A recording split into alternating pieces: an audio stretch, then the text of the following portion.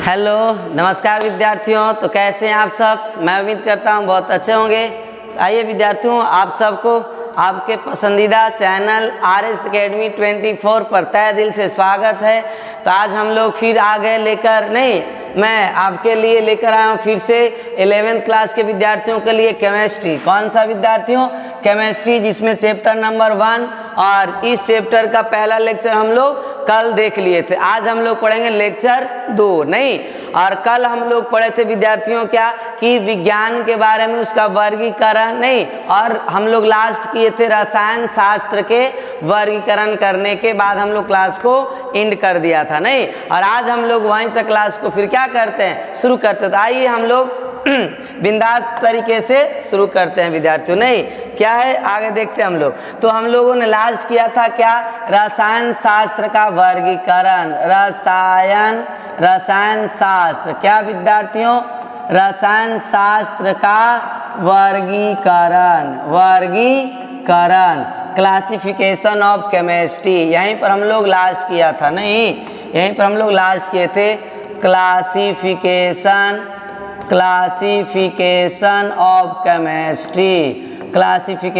Of chemistry chemistry ए विद्यार्थी हम लोग। तो अब वहाँ पर हम लोग लास्ट किया था क्या कि रसायन शास्त्र जो होते हैं उनको 3 वर्गों में वर्गीकृत किया गया विद्यार्थियों। वो कौन कौन सा था? पहला था फिजिकल केमिस्ट्री, दूसरा था ऑर्गेनिक केमिस्ट्री, तीसरा था इनऑर्गेनिक केमिस्ट्री। तो वहाँ पर देखे थे हम लोग फिजिकल केमिस्ट्री का मतलब भौतिक रसायन और ऑर्गेनिक केमिस्ट्री का मतलब कार्बनिक रसायन और इनऑर्गेनिक केमिस्ट्री का मतलब होता है अकार्बनिक रसायन विद्यार्थियों। चलिए तो हम लोग यहाँ पर लिखते हैं पहला कौन सा था प्यारे विद्यार्थियों? पहला था सर भौतिक रसायन। कौन था? भौतिक रसायन था भौतिक रसायन। अब भौतिक रसायन यानी फिजिकल केमिस्ट्री। क्या विद्यार्थियों? Physical chemistry. क्या था? फिजिकल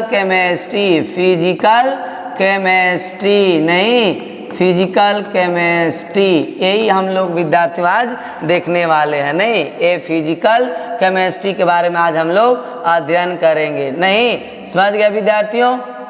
चलिए तो हम लोग इसका डिफिनेशन के बारे में आज चर्चा करने वाले हैं कि अब भौतिक रसायन कहते किसको हैं सर? तो आप जान रहे यहाँ पर भौतिक है, फिजिकल इसका मतलब है। और ये भौतिक रसायन शास्त्र का ब्रांच है, उसकी एक शाखा है, उसका एक छोटा रूप है तो रसायन शास्त्र की वह शाखा जिसके अंतर्गत पदार्थों के संघटन एवं भौतिक गुणधर्मों का अध्ययन किया जाता है, उसे क्या कहते हैं विद्यार्थी? हम लोग फिजिकल केमिस्ट्री यानी रसायन शास्त्र कहते हैं। तो चलिए हम लोग इसका डिफिनेशन लिखते हैं विद्यार्थियों। डिफिनेशन क्या लिखते हैं हम लोग?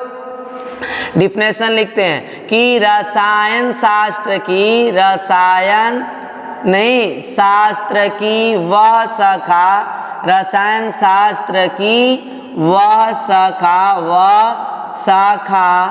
जिसके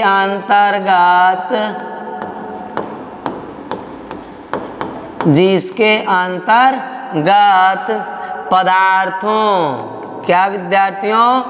पदार्थों के संघटन एवं पदार्थों के संघटन एवं भौतिक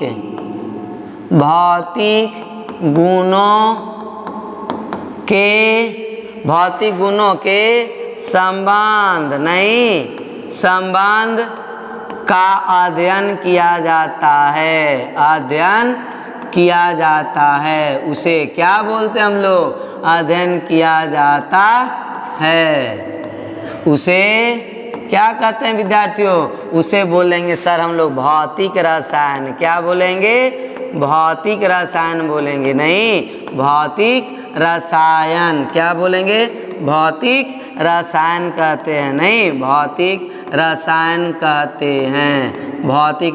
कहते हैं समझ गए विद्यार्थियों? कोई भी पदार्थ का भौतिक गुणधर्म या फिर उसके संघटन का अध्ययन किया जाता है, उसको क्या बोलते हैं हम लोग? भौतिक रसायन, फिजिकल केमिस्ट्री। अब बात आता होगा आपके मन में कि सर संघटन का मतलब क्या होता है, भौतिक गुण का मतलब क्या होता है? नहीं, अब भौतिक गुण और संगठन का मतलब होता है प्यारे विद्यार्थियों, संगठन का मतलब जैसे आप एक बताओ कोई पदार्थ का नाम, जैसे ले लेते हैं हम लोग जल।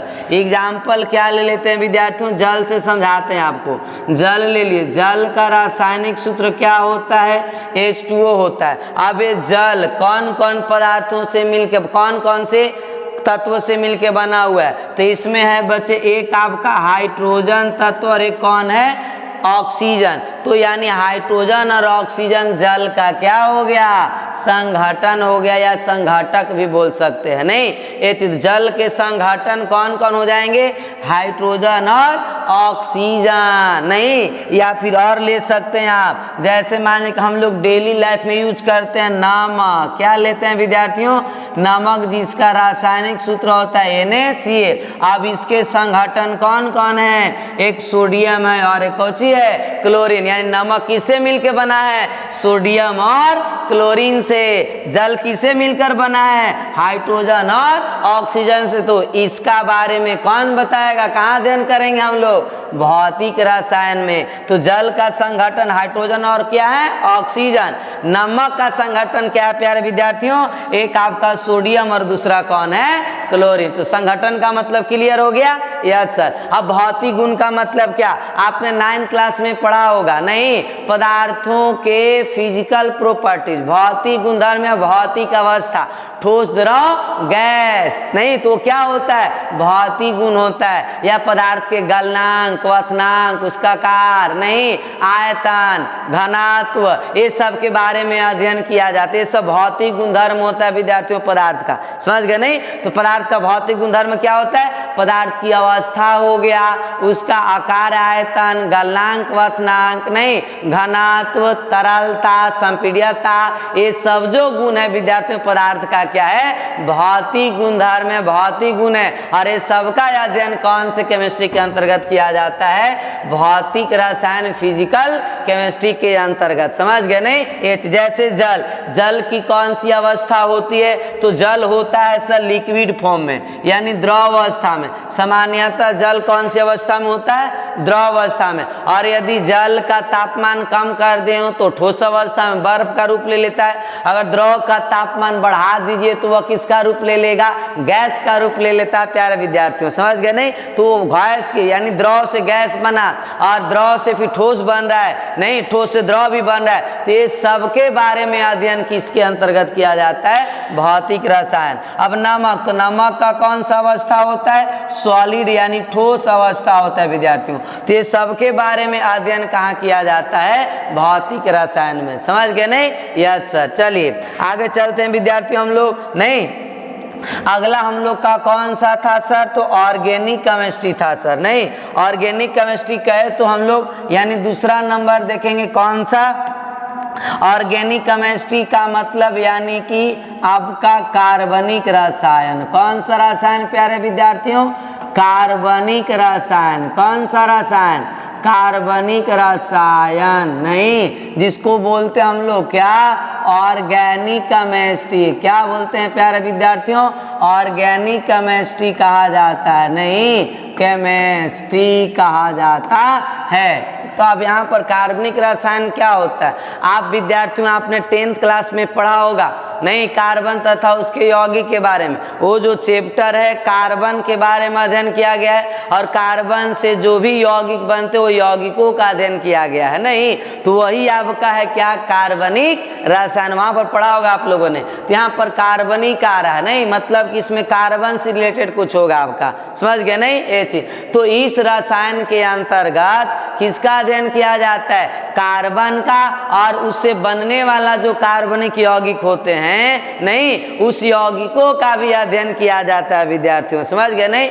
अब बोलेंगे सर कार्बनिक यौगिक किसको बोलेंगे, कार्बनिक पदार्थ किसको बोलेंगे, तो जिसमें कार्बन और हाइड्रोजन दोनों तत्व उपस्थित हो, नहीं, उसी को बोलते हैं कार्बनिक पदार्थ या कार्बनिक यौगिक कहा जाता है विद्यार्थियों, समझ गए नहीं। तो 10th क्लास में आपने पढ़ा होगा, नहीं, एथेन, मेथेन, प्रोपेन, ब्यूटेन, ये सब कौन सा यौगिक हैं, कार्बनिक यौगिक हैं। कौन से यौगिक हैं, कार्बनिक यौगिक, कार्बनिक पदार्थ है, क्योंकि इन सभी यौगिकों में कार्बन भी है और हाइड्रोजन। जैसे मेथेन कहे तो CH4, आपका एथेन कहे तो C2H6 हो जाता है, समझ गए नहीं। तो इसमें कार्बन भी और हाइड्रोजन भी है, समझ गए ना विद्यार्थियों। एथेनॉल, प्रोपेनॉल, ब्यूटेनॉल, ये सभी कौन सा यौगिक है, कार्बनिक यौगिक है। तो ये सबका अध्ययन किसके अंतर्गत किया जाता है, कार्बनिक रसायन के अंतर्गत, नहीं। ताकि हम लोग डिफिनेशन लिखने की कोशिश करते हैं। चलिए, तो अब हम लोग डिफिनेशन क्या लिखेंगे विद्यार्थियों, कि रसायन शास्त्र की वह शाखा या रसायन विज्ञान की वह शाखा जिसके अंतर्गत कार्बन तथा उसके यौगिकों का अध्ययन किया जाता है, उसे क्या बोलेंगे विद्यार्थियों, कार्बनिक रसायन बोलेंगे सर, समझ गए नहीं। चलिए, तो लिखेंगे हम लोग रसायन शास्त्र की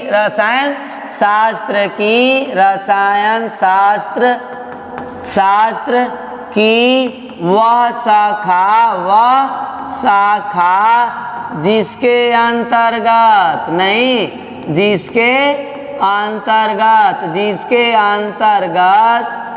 जिसके अंतर्गत कार्बन एवं उसके यौगिक या यौगिकों का अध्ययन किया जाता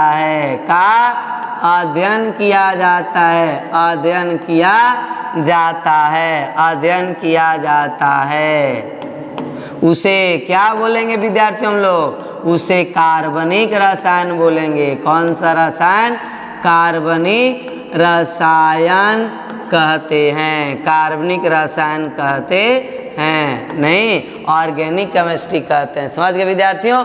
एग्जाम्पल जैसे आप कौन से कार्बनिक यौगिक होंगे, तो जैसे आपने CH4 का नाम सुना होगा, मेथेन बोलते हैं हम लोग इसको, क्या बोलते हैं, मेथेन कहा जाता है। ये कौन सा यौगिक है प्यारे विद्यार्थियों, कार्बनिक यौगिक। क्यों, क्योंकि इसमें कार्बन उपस्थित है और हाइड्रोजन भी है, समझ गए नहीं। तो ये कार्बनिक यौगिक आपका है, समझ गए नहीं। इस तरह से और बहुत सारे आप ले सकते हैं, जैसे आप C2H लिख सकते हैं आप, C2H6, ये आपका क्या हो गया, एथेन। इस तरह से जितने भी कार्बन तथा उसके यौगिकों सबका अध्ययन किसके अंतर्गत किया जाता है, कार्बनिक रसायन के अंतर्गत किया जाता है विद्यार्थियों, समझ गए नहीं, ये चीज़ है। चलिए, और जहाँ पर कार्बन नहीं दिख रहा है समझिए वो कौन सा यौगिक है, अकार्बनिक यौगिक है। कौन सा यौगिक, अकार्बनिक यौगिक, समझ गए। चलिए, तो अब तीसरा का हम लोग लिखते हैं अकार्बनिक, क्या लिखेंगे विद्यार्थियों,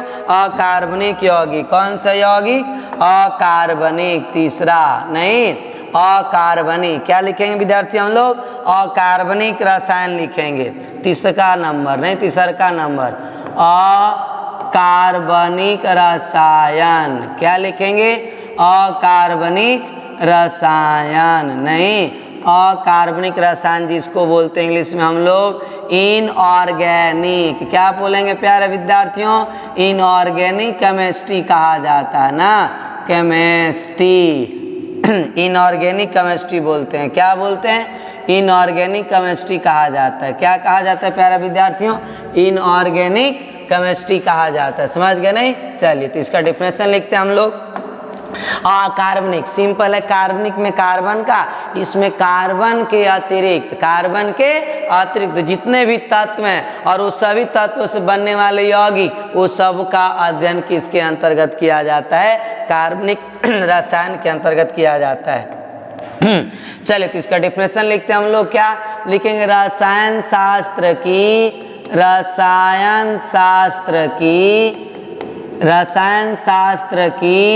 वह शाखा यानी ब्रांच, वह शाखा जिसके अंतर्गत जिसके अंतर्गत कार्बन के अतिरिक्त मतलब कार्बन को छोड़कर कार्बन के अतिरिक्त नहीं शेष कार्बन के अतिरिक्त शेष सभी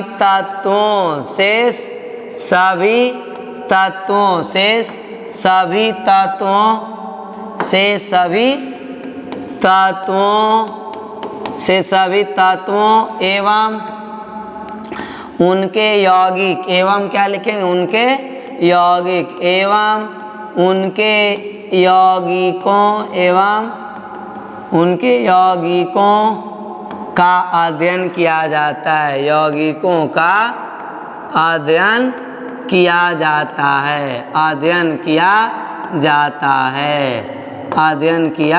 जाता है उसे क्या बोलेंगे विद्यार्थी हम लोग?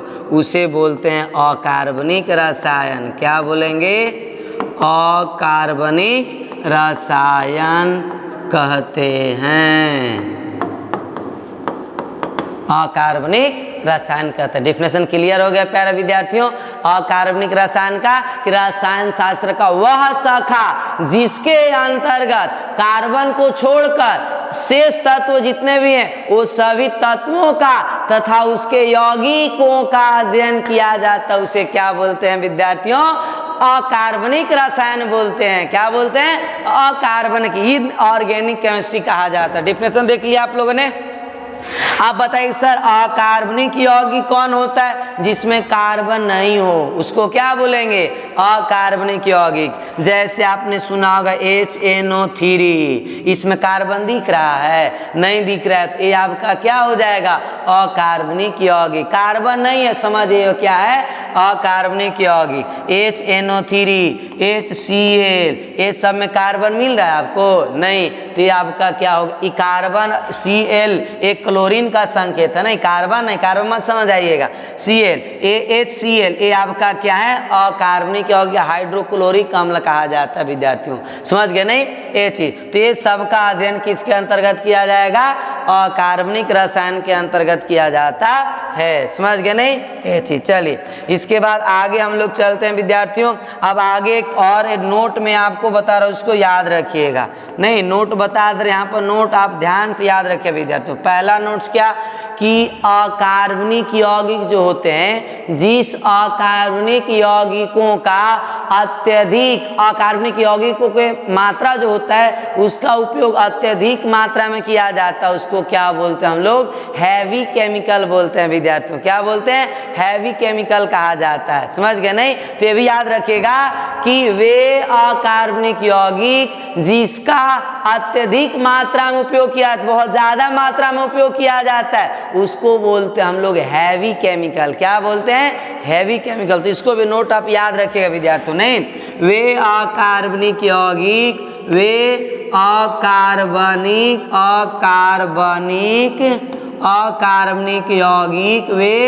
अकार्बनिक यौगिक जिसका नहीं वे कार्बनिक यौगिक जिसका अत्यधिक मात्रा में नहीं वे अकार्बनिक यौगिक जिसका अत्यधिक मात्रा में जिसका उपयोग अत्यधिक मात्रा में, ये आपका सुटेबल लग रहा है नहीं, जिसका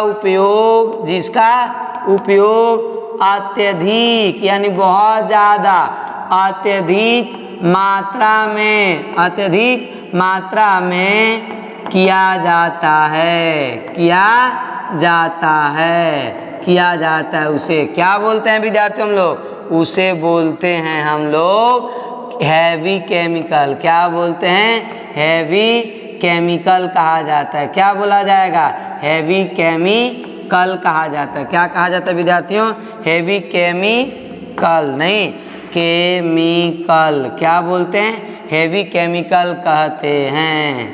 हैवी केमिकल कहते हैं। तो भी याद रखिएगा कि जिस कार्बनिक यौगिक की अत्यधिक मात्रा में उपयोग किया जाता है उसको क्या बोलते हैं, हैवी केमिकल कहा जाता है। जैसे यहाँ पर 2 लिख दिया हमने, HCl की अत्यधिक मात्रा में उपयोग किया जाता है, तो ये भी एक प्रकार का हैवी केमिकल है। और ये HCl हमारे अमाशय में भी होता है, बायो में पढ़िएगा विद्यार्थी, नहीं पढ़े होंगे पिछले क्लास में आप लोगों ने।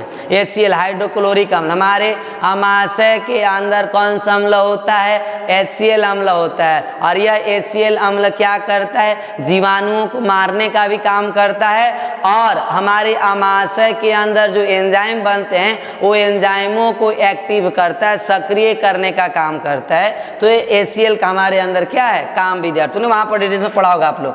HNO3 ये भी आपका नहीं, तो इसका भी एग्जाम्पल हम लोग लिखेंगे क्या, कौन कौन सा यौगिक है सर जरा बता दीजिए। तो देखिए प्यारे विद्यार्थियों, आप HCl का नाम सुना होगा, इसका अत्यधिक मात्रा में उपयोग होता है, तो ये क्या हो जाएगा आपका हेवी केमिकल, क्या हो जाएगा, हेवी केमिकल हो जाएगा प्यारे विद्यार्थियों, समझ गए नहीं, हेवी केमिकल के बारे में। और क्या होता है सर, HNO3 लिख दिया हमने, और H2SO4 सल्फ्यूरिक अम्ल, नहीं H2SO4 सल्फ्यूरिक अम्ल जिसे अम्लों का राजा कहा जाता है। और क्या सर, तो सोडियम हाइड्रा ऑक्साइड, कौन विद्यार्थियों, सोडियम हाइड्रा ऑक्साइड ETC, नहीं ये सब जो आपका अकार्बनिक यौगिक हैं इन सब की अत्यधिक मात्रा में उपयोग किया जाता है, इसलिए ये सब अकार्बनिक यौगिक को हेवी केमिकल भी कह सकते हैं। समझ गए प्यारे विद्यार्थियों, यस सर। चलिए अब इसके बाद हम लोग नहीं, इसका दूसरा नोट्स आप याद रखिएगा विद्यार्थियों, क्या दूसरा नोट में आप याद रखिएगा कि रसायन शास्त्र को प्राचीन काल में, कब विद्यार्थियों, प्राचीन काल में 4 नाम थे। रसायन शास्त्र के प्राचीन काल में कितने नाम थे, 4 नाम थे विद्यार्थियों, नहीं वो कौन कौन थे यहाँ पर, यहाँ देखेंगे हम लोग, नहीं कि रसायन शास्त्र के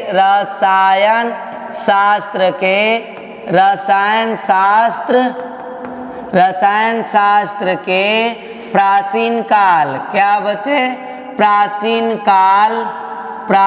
काल में कितने नाम थे, 4 नाम थे। कितने नाम थे विद्यार्थियों, 4 नाम थे, नहीं अब वो कौन कौन से था, कौन कौन थे, नहीं वो चारों को नाम देखेंगे। तो पहला था विद्यार्थियों क्या, रसायन शास्त्र, जो अभी भी हम लोग उसका उपयोग करते हैं, रसायन शास्त्र। कौन सा प्यारे विद्यार्थियों, रसायन शास्त्र, कौन सा शास्त्र, रसायन शास्त्र। और दूसरा क्या है सर, दूसरा है रस ज्ञान। दूसरा क्या था, रस ज्ञान, नहीं क्या विद्यार्थियों, रस ज्ञान, क्या था, रस ज्ञान। और तीसरा सी जो आपका था वो कौन सा नाम था, रस तंत्र, क्या था विद्यार्थियों, रस तंत्र। और चौथा जो था वो था रस क्रिया, क्या था विद्यार्थियों, रस क्रिया। यानी रसायन शास्त्र कितने नाम थे, नहीं प्राचीन काल में बहुत पहले उस समय आपका रसायन शास्त्र का 4 नामों से जाना जाता था। कौन कौन, रसायन शास्त्र, रस ज्ञान, रस तंत्र और रस क्रिया होता है विद्यार्थियों, समझ गए नहीं। तो ये 4 नाम थे, तो दोनों नोट्स आप याद रखिएगा, समझ गए नहीं ये चीज। चलिए अब हम लोग इसके बाद आगे देखते हैं, रसायन शास्त्र का वर्गीकरण देख लिया हम लोग, नहीं अब जो आगे आता है विद्यार्थियों हम लोग को रसायन शास्त्र को प्रयोग के आधार पर भी कई वर्गों में बांटा जाता है। तो ये भी याद रखिएगा कि रसायन शास्त्र को प्रयोग के आधार पर कई वर्गों में बांटा जाता है, जिसमें मुख्य जो आपका जरूरत है उसको हम यहाँ पर बता दे रहे, नहीं सबको नहीं लेकिन कुछ जो आपका 2-4 है वो प्रकार बता देते हैं, नहीं रसायन शास्त्र के। तो कौन कौन से हैं सर, नहीं आइए तो हम लोग अब अगला जो टॉपिक शुरू करते हैं वो आपका प्रयोग के आधार पर। किसके आधार पर विद्यार्थियों, प्रयोग के आधार पर, प्रयोग के आधार पर रसायन, नहीं रसायन शास्त्र के वर्गीकरण। क्या विद्यार्थियों, रसायन शास्त्र के वर्गीकरण देखने वाले हैं हम लोग, नहीं रसायन शास्त्र के वर्गीकरण। कौन सा वर्गीकरण होगा सर, नहीं कौन कौन से होंगे उसका वर्ग, उसका नाम बताना। चलिए नहीं तो इसका नाम हम लोग लिखेंगे क्या, प्रयोग के आधार पर रसायन शास्त्र के वर्गीकरण, classification of chemistry on use, यानी प्रयोग के आधार पर। समझ गए ना प्यारे विद्यार्थियों? तो यहाँ पर क्या लिखेंगे हम लोग? Classification, classification, classification of chemistry, of chemistry, नहीं chemistry on use, on use यानी प्रयोग के आधार पर। किसके आधार पर प्यारे विद्यार्थियों? प्रयोग के आधार पर। नहीं कितने वर्गों में बांटा को हम लोग देखेंगे अभी, नहीं तो प्रयोग के आधार पर रसायन शास्त्र को बहुत वर्गों में बांटा गया, लेकिन हम लोग जो मुख्य है उसके बारे में यहाँ पर देखते हैं। पहला हम बताते हैं विद्यार्थियों आपको, क्या पहला जो है सर हम लोग का कौन सा है? जैव रसायन। कौन सा है? जैव रसायन। कौन सा है प्यारे विद्यार्थियों? जैव रसायन, जिसको बोलते हैं बायोकेमिकल। क्या बोलते हैं प्यारे विद्यार्थियों? Biological chemistry, biological. क्या बोलेंगे?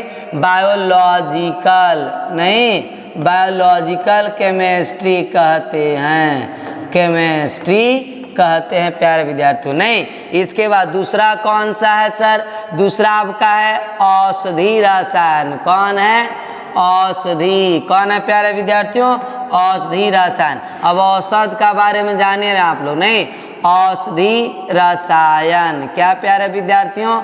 औषधि रसायन, जिसको बोलते हैं हम लोग मेडिसिनल। क्या बोलते हैं? मेडिसिनल कहा जाता है, मेडिसिनल केमिस्ट्री।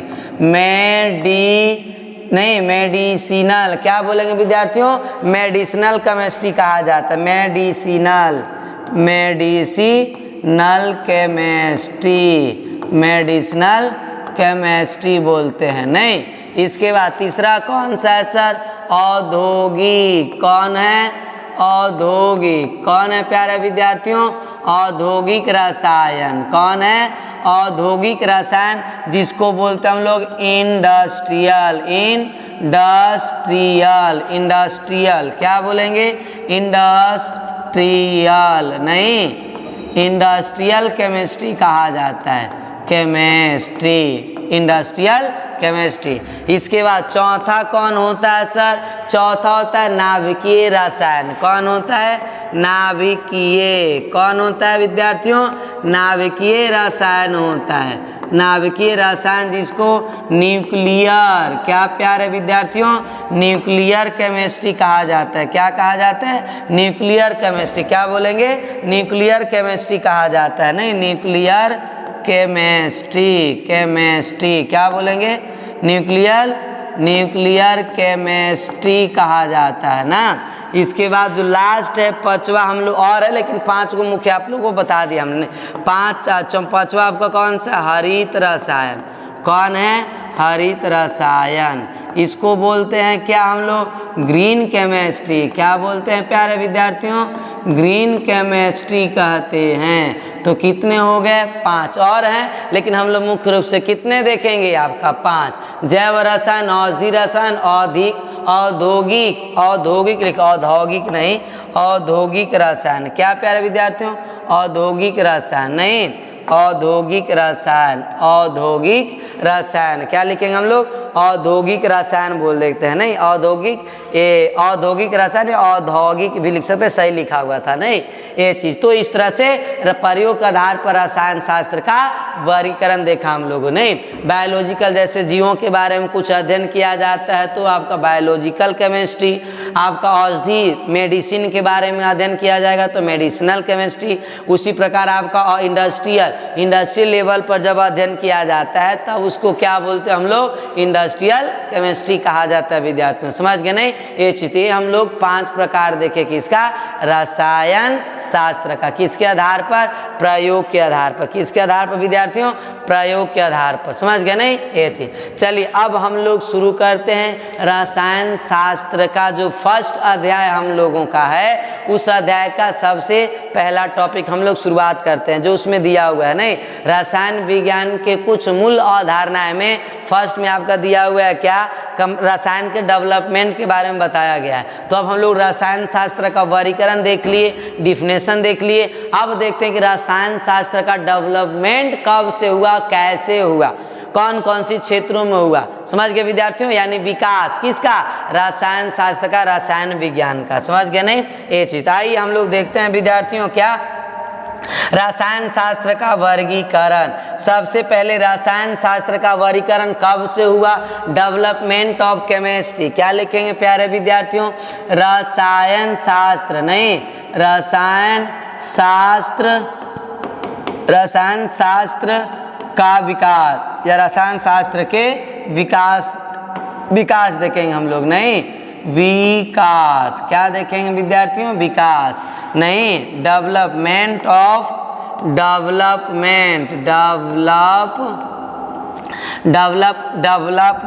क्या विद्यार्थियों, डेवलपमेंट, क्या लिखेंगे,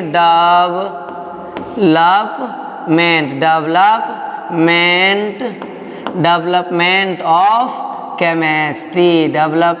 ऑफ केमिस्ट्री, समझ गए प्यारे विद्यार्थियों, ये हम लोग देखेंगे डेवलपमेंट ऑफ केमिस्ट्री हम लोग लिखेंगे, नहीं तो इसको और थोड़ा सा हम लोग, डेवलपमेंट का मीनिंग गलत है आपका, इसको सही कर लेते हैं हम लोग, डेवलपमेंट, DUVELO,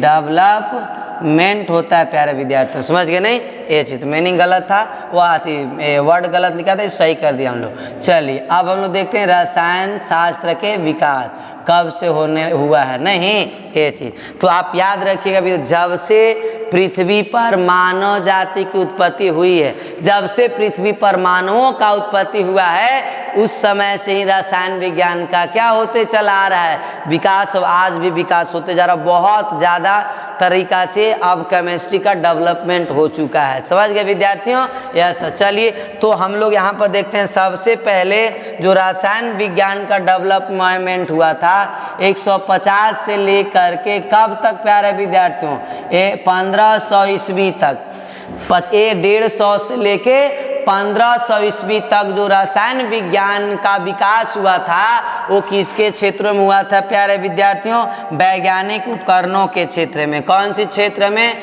वैज्ञानिक, क्या प्यारे विद्यार्थियों, वैज्ञानिक उपकरणों, नहीं उपकरणों के क्षेत्र में, किसके क्षेत्र में प्यारे विद्यार्थियों, वैज्ञानिक उपकरणों के क्षेत्र में, नहीं केमिस्ट्री का बहुत ज़्यादा विकास हुआ था सबसे पहले। तो आप याद रखिए, आपसे पूछे रसायन विज्ञान का डेवलपमेंट यानी विकास सबसे पहले किसको क्षेत्रों में हुआ था, तो वैज्ञानिक उपकरणों के क्षेत्रों में हुआ था, समझ गए नहीं। और इसमें जो आपका वैज्ञानिक उपकरणों का जो खोज हुआ, उसका जो निर्माण हुआ, विकास हुआ, वहाँ पर खोज कुछ और चीज़ का चल रहा था, पर वहाँ पर उसके चक्कर में बहुत सारे उपकरणों का क्या हो गया, निर्माण हो गया विद्यार्थियों, नहीं।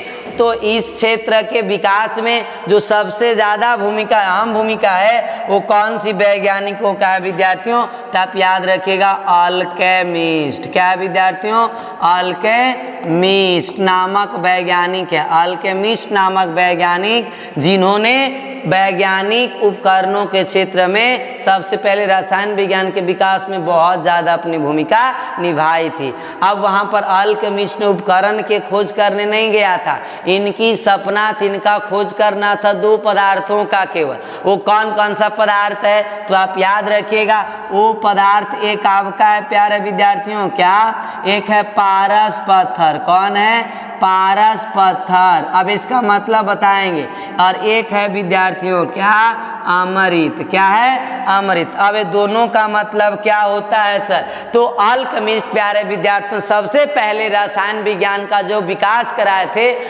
आपका उपकरणों के क्षेत्र में, और वो उपकरण खोज नहीं कर रहे थे, वो खोज में लगे थे पारस पत्थर और किस में, अमृत में, पारस पत्थर और अमृत का रिसर्च करना चाहता, लेकिन ये दोनों में से किसी का खोज नहीं हो पाया, दोनों में से किसी का निर्माण नहीं हो पाया, इसलिए अल्केमिस्ट का सपना अधूरा रह गया, समझ गए प्यारे विद्यार्थियों। तो अब सर पारस पत्थर का मतलब क्या होता है, पारस पत्थर का मतलब होता है प्यारे बच्चों कि यदि पारस पत्थर को कोई भी धातु के साथ यदि क्रिया करा देने पर वह क्या बन जाता, सोना बन जाता। कोई भी धातु, चाहे लोहा हो, चांदी हो, कॉपर हो, जिंक हो, एल्युमिनियम हो, कोई भी धातु हो, वो सभी धातु को यदि आप क्या करा दें, क्रिया करा दे पारस पत्थर के साथ, तो वो क्या बन जाएगा, सोना बन जाता। क्या बन जाता विद्यार्थियों, सोना। और अगर आज इस पारस पत्थर का खोज हो जाता तो इतना सोना ज़्यादा महंगा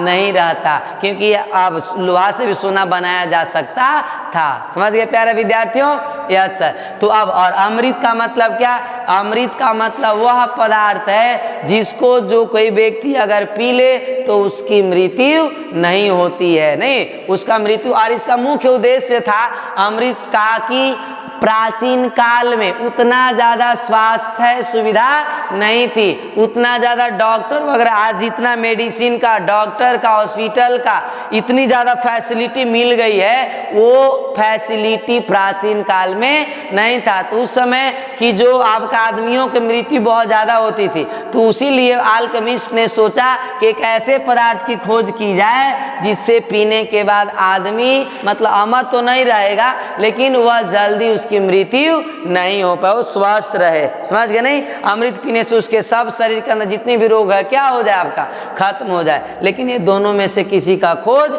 नहीं हुआ। अमृत एक अमृत तत्व है आपका, क्या है बच्चे, एक अमृत तत्व पदार्थ है। तो पहला यहाँ पर क्या है बच्चे, पारस पत्थर। कौन है प्यारे विद्यार्थियों, पारस पत्थर। नहीं, अब पारस पत्थर का मतलब हुआ कि यदि आप लोहा को, किसको प्यारे विद्यार्थियों, लोहा को, नहीं किसको, लोहा को, या लोहा यानी आयरन, चांदी, क्या प्यारे विद्यार्थियों, चांदी नहीं, सोना तो सोना ही है, कॉपर नहीं, आदि, ये सबको यदि आप क्या कराते हैं, आदि धातुओं को यदि क्रिया कराते हैं पारस पत्थर से, तो वह किसका रूप ले लेगा प्यारे विद्यार्थियों, सोना, यानी क्या बन जाएगा, सोना बन जाएगा। तो पारस पत्थर का मतलब समझ गए, पारस पत्थर का मतलब कि यह ऐसा पदार्थ है जिसके साथ कोई भी धातु को, मेटल तो आप जानते हैं धातु के बारे में, कोई भी धातु को यदि क्रिया करा दीजिए तो क्या बन जाएगा, वो सोना बन जाता है। क्या बन जाता है विद्यार्थियों, सोना बन जाएगा। समझ गए नहीं, ये थी। इसके बाद दूसरा क्या है सर, दूसरा है प्यारे विद्यार्थियों अमृत। क्या है, अमृत। अब अमृत का मतलब क्या होता है सर, ये एक पदार्थ है, इसको बोलते हैं हम लोग अमृत तत्व। क्या बोलेंगे, अमृत तत्व कहा जाता है। और यह वह पदार्थ है जो लोगों को क्या करता है, मरने से बचाता। समझ गए नहीं, लेकिन ये दोनों में से किसी का खोज नहीं हो पाया प्यारे विद्यार्थियों। समझ गए नहीं, ये चीज। इसके बाद हम लोग आगे देखते हैं अब 1500 ईस्वी तक। कब तक प्यारे विद्यार्थियों, 1500 ईस्वी तक। नहीं, किसका विकास हुआ, रसायन विज्ञान का। किसके क्षेत्रों में, ये आपका वैज्ञानिक उपकरणों के क्षेत्रों में। समझ गए नहीं, ये चीज। अब आगे जो विकास हुआ रसायन विज्ञान का, वो 1500 से लेके कब तक, 1700 ईस्वी तक प्यारे विद्यार्थियों। 1500 से 1700 ईस्वी तक जो रसायन विज्ञान का विकास हुआ वो गैसों के क्षेत्र में हुआ। किसके क्षेत्र में हुआ बच्चे, गैसों के क्षेत्र में। नहीं, किसके क्षेत्र में, गैसों के क्षेत्र में क्या हुआ, आपका विकास हुआ, उन्नति हुआ। किसका, आपका रसायन शास्त्र का जो विकास हुआ विद्यार्थियों, वो किसके क्षेत्रों में हुआ, आपका गैसों के क्षेत्रों में। किसको क्षेत्र में, गैसों के क्षेत्र में। किसके क्षेत्र में, गैसों के क्षेत्र में। नहीं, ये चीज। अब कौन सी गैसों के क्षेत्र में, और इसमें जो वैज्ञानिक थे बच्चे, वो वैज्ञानिक कौन थे, आप याद रखिएगा, रॉबर्ट बॉयल। कौन प्यारे विद्यार्थियों, रॉबर्ट बॉयल। नहीं, अब रॉबर्ट बॉयल ने कौन सी गैसों के क्षेत्र में, आदर्श गैस। कौन सी गैस प्यारे विद्यार्थियों, आदर्श गैस। नहीं, ये चीज। अब आदर्श गैस किसको बोलते हैं सर, अक्रिय गैस था, तो जो आपने पीरियोडिक टेबल में पढ़ा होगा, जो 18वें वर्ग में होते हैं ना, हीलियम, नियॉन, आर्गन, जेनॉन, ये सब जो 18वें वर्ग के तत्व हैं वो आदर्श गैस कहलाते हैं, अक्रिय कहलाते हैं। समझ गए नहीं। अब वो क्यों अक्रिय गैस तत्व कहलाते हैं, क्यों उसे 18 वर्ग में रखा गया है, हम लोग आगे पढ़ेंगे विद्यार्थियों, यही क्लास में। नहीं, अगले चैप्टर में हम लोग आएंगे, तो वो चैप्टर के अंतर्गत हम लोग पढ़ेंगे, जब पीरियोडिक टेबल पढ़ेंगे तब। तो आप यहाँ पर याद रखिए बस, आदर्श गैस के क्षेत्रों में कौन से वैज्ञानिक विद्यार्थियों, रॉबर्ट बॉयल। कौन से विद्यार्थी, कौन से वैज्ञानिक? Robert Boyle. कौन से प्यारे विद्यार्थियों? Robert Boyle. नहीं, ये याद रखिए, रॉबर्ट बॉयल। आदर्श गैसों के क्षेत्र में, समझ गए नहीं? और रॉबर्ट बॉयल ने वहां पर एक नियम दिया था। नहीं, वो कौन सा नियम था? बोले थे कि यदि ताप क्या हो? स्थिर। तापमान क्या हो गैस? यदि तापमान स्थिर कर दिया जाए, क्या प्यारे विद्यार्थियों? यदि ताप स्थिर कर दिया जाए, क्या कर दिया जाए? स्थिर, तो गैसों का आयतन व उसके दाब यानी प्रेशर के व्युत्क्रमानुपाती होता है प्यारे विद्यार्थियों। नहीं, तो रॉबर्ट बॉयल ने एक नियम दिया था, उस नियम में बताया था कि यदि ताप स्थिर हो, तापमान क्या हो? स्थिर, तो गैसों का जो आयतन होगा विद्यार्थियों, वो दाब के क्या होगा? व्युत्क्रमानुपाती होता है। दाब के क्या होगा? व्युत्क्रमानुपाती होगा। किसने बताया था? रॉबर्ट बॉयल ने। समझ गए प्यारे विद्यार्थियों ये चीज। और ये किसके क्षेत्रों में विकास हुआ था आपका? आदर्श गैस के क्षेत्रों में। कब तक प्यारे विद्यार्थियों? 1500 से लेके कब तक? 1700 ईस्वी तक। समझ गए नहीं? और इनमें अहम भूमिका रहा था किनका? रॉबर्ट बॉयल का। और इन्होंने एक नियम दिया था कि यदि गैस का ताप स्थिर हो तो उसका आयतन दाब के क्या होता है? व्युत्क्रमानुपाती होता है। क्या होता है? व्युत्क्रमानुपाती होता है प्यारे विद्यार्थियों। समझ गए नहीं? इसके बाद आगे जो रसायन विज्ञान का विकास हुआ, नहीं, वो रसायन विज्ञान का विकास 1700 से लेके कब तक प्यारे विद्यार्थियों? 1800। कब तक? 1700 से लेके 1800 ईस्वी तक जो रसायन शास्त्र का विकास हुआ, डेवलपमेंट, वो किसके क्षेत्र में हुआ? ऑक्सीजन की खोज। क्या विद्यार्थियों? ऑक्सीजन की खोज में। कौन सी वैज्ञानिक थे? तो याद रखिए, जोसेफ प्रिस्टले। कौन थे विद्यार्थियों? Joseph Presley. कौन थे? जोसेफ प्रिस्टले नामक वैज्ञानिक थे। प्रिस्टले नहीं, जोसेफ प्रिस्टले नामक वैज्ञानिक थे जिन्होंने ऑक्सीजन का खोज किया था। किसका खोज किया था विद्यार्थियों? तो ऑक्सीजन के खोज में 1700 से 1800 ईस्वी के बीच में आपका विकास हुआ था रसायन विज्ञान का।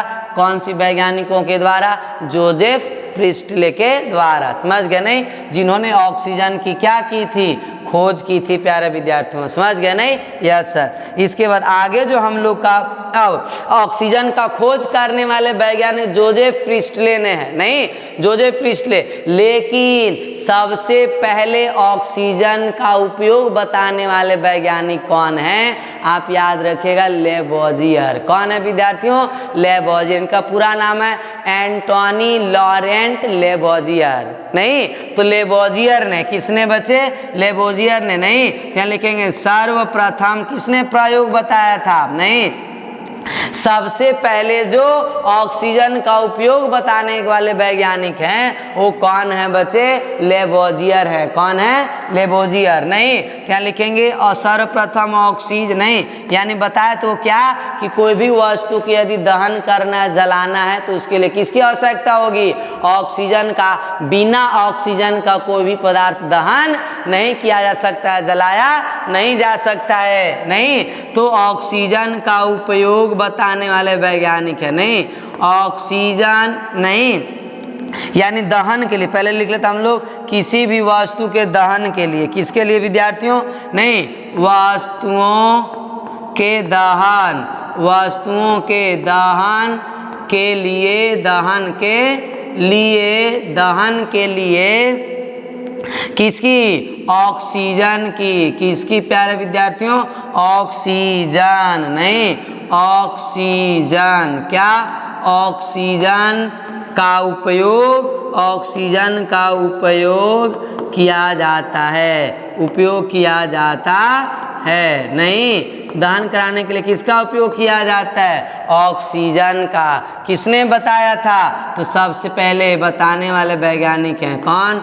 लेबोजियर। लेबोजियर। कौन है प्यारे विद्यार्थियों? लेबोजियर। नहीं, ये याद रखिएगा, लेबोजियर। लेबोजियर। नहीं, लेबोजियर नामक वैज्ञानिकों ने, इन्होंने बताया था क्या कि दहन के लिए किसकी आवश्यकता होती है, ऑक्सीजन का। और नहीं, इन्हीं को लेबोजियर को ही आधुनिक रसायन का क्या कहा जाता है विद्यार्थियों, जनक कहा जाता है। आधुनिक रसायन का जनक इसे कहा जाता है, तो याद रखिएगा आधुनिक रसायन नहीं, आधुनिक रसायन विज्ञान का जो जनक कहा जाता है वो किसे कहा जाता है प्यारे विद्यार्थियों, लेबोजियर को कहा जाता है। याद रखिएगा आधुनिक रसायन का जनक अगर आपसे पूछे किसको बोलते हैं तो लेबोजियर को कहा जाता है। पूरा नाम क्या है इनका, Antony Laurent Lavoisier, Antony Laurent Lavoisier. समझ गए नहीं ये चीज़। और लेबोजियर को हिंदी में लवाजे भी कहा जाता है, समझ गए ना। तो आप कुछ भी लेबोजियर भी याद रख सकते हैं। समझ गए विद्यार्थियों। तो रसायन विज्ञान की जो उन्नति हुई है आपका सबसे पहले 150 से 1500 ईस्वी में किसके क्षेत्रों में, उपकरणों की क्षेत्र में। समझ गए नहीं। कौन सी वैज्ञानिक थे, अल्केमिस्ट, जिन्होंने ये दो चीज का खोज करना चाहा। इसके बाद 1500 से लेके 1700 ईस्वी के बीच किसके क्षेत्रों में विकास हुआ, गैसों के क्षेत्र में, आदर्श गैस के क्षेत्र में। कौन सी वैज्ञानिकों ने बताया, रॉबर्ट बॉयल, उनकी अधिक भूमिका थी। इसके बाद 1700 से 1800 ईस्वी के बीच ऑक्सीजन की खोज पे चर्चा हुई, वो कौन वैज्ञानिकों ने किया था, जोसेफ प्रिस्टले ने। इसके बाद यही 1700 से 1800 के बीच में ऑक्सीजन का प्रयोग बताने वाले वैज्ञानिक कौन है, लेबोजियर। और लेबोजियर को ही आधुनिक रसायन का क्या कहा जाता है, जनक। नहीं, मॉडर्न केमिस्ट्री का फादर किसको बोलते हैं हम लोग, लेबोजियर को बोलते हैं विद्यार्थी। समझ गए नहीं ये चीज। इसके बाद जो रसायन विज्ञान का विकास हुआ था 19वीं शताब्दी में, नहीं कब विद्यार्थियों, 19वीं शताब्दी 1900 ईस्वी में। तो रसायन विज्ञान का विकास एक आपका बहुत प्रचलित नियम है, उसको बोलते हैं रासायनिक संयोग के नियम। कौन से नियम विद्यार्थियों,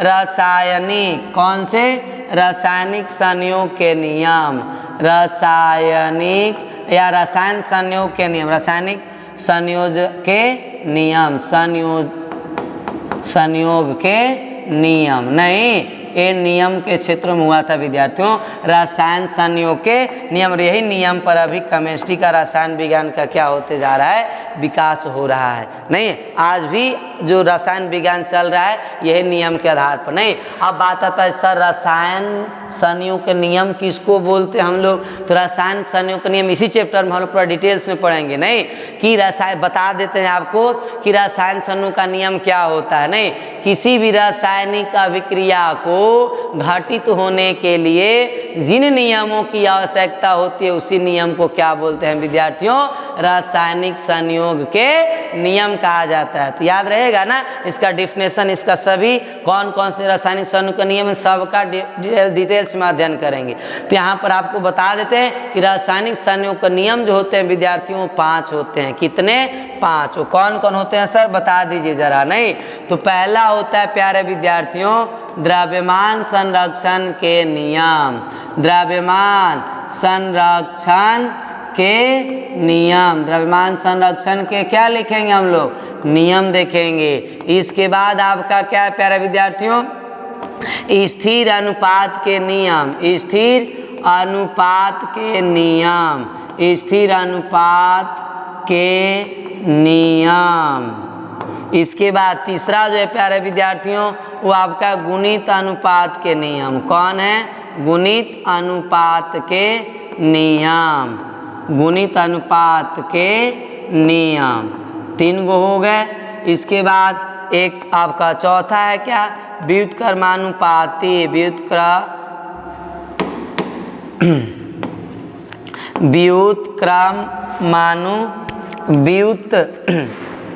क्रमानुपाती का नियम। नहीं, व्युत्क्रमानुपाती